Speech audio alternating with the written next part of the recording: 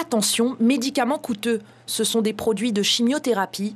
Ils nécessitent une préparation minutieuse. Chaque année, 15 000 poches de médicaments sortent de ce laboratoire pour soigner les patients atteints de cancer. Nous avons besoin de personnel formé et la subvention, en ce sens, va nous permettre d'avoir 2 préparateurs supplémentaires qui vont venir compléter le pool actuel. Alors nous sommes évidemment très satisfaits de voir cette subvention allouée à notre établissement pour répondre à un certain nombre de ces problématiques budgétaires, mais également et surtout de répondre à un besoin de renforcement de ces services, de ces moyens.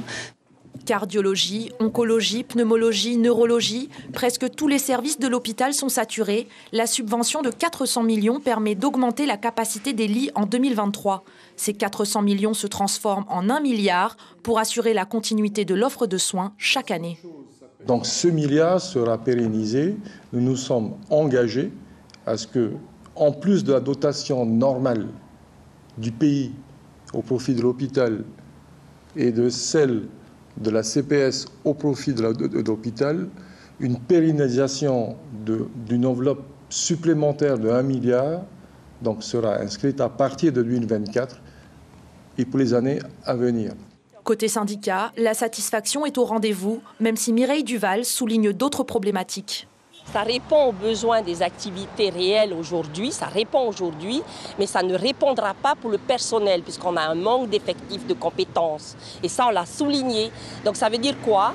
On va recruter des personnes à l'extérieur qui vont nous coûter plus cher que si on avait laissé l'école d'infirmière et d'aide-soignante.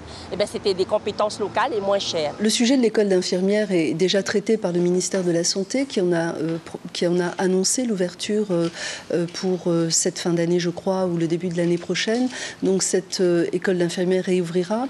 Des enjeux d'avenir qui relèvent du projet d'établissement Hôpital 2030.